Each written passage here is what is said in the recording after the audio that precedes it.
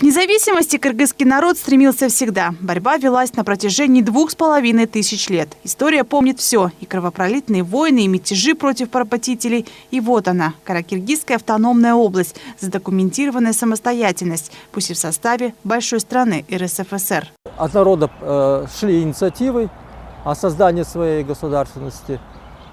И, собственно, правительство Советской России с самого начала видела в перспективе о вопросе создания нормальных условий для проживания всех этих народов Средней Азии.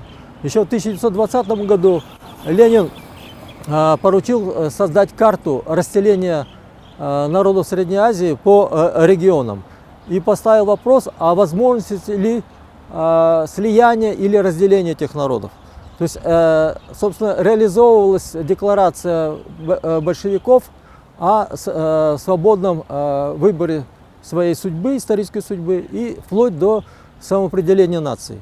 Каракиргизская автономная область объединила 75 властей. В ней насчитывалось 4 округа, 6 городов, 721 село, 727 аилов и 5 хуторов. Численность населения составляла всего 717 тысяч человек.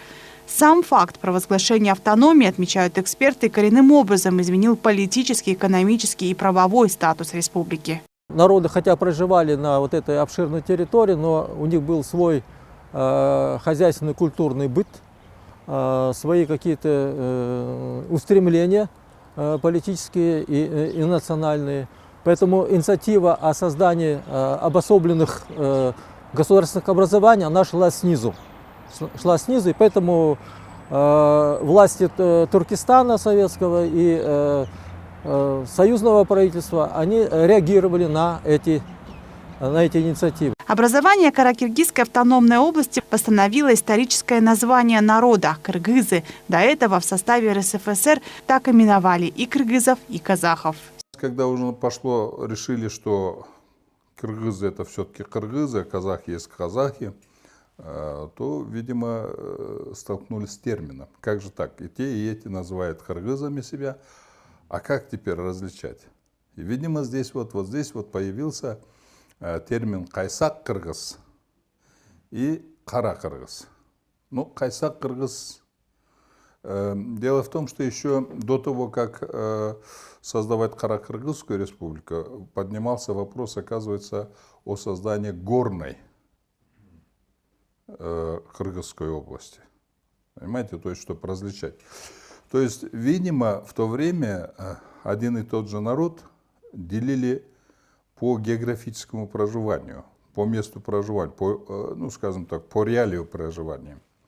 То есть, кайсак-кыргызы – это те, которые в степи проживают, а кара-кыргызы якобы это те, которые проживают в горах.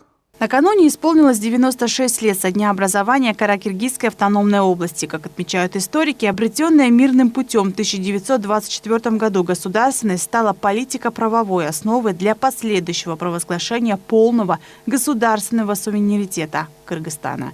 Екатерина Такамбаева, Бакытбек Маматсаев, Пирамида.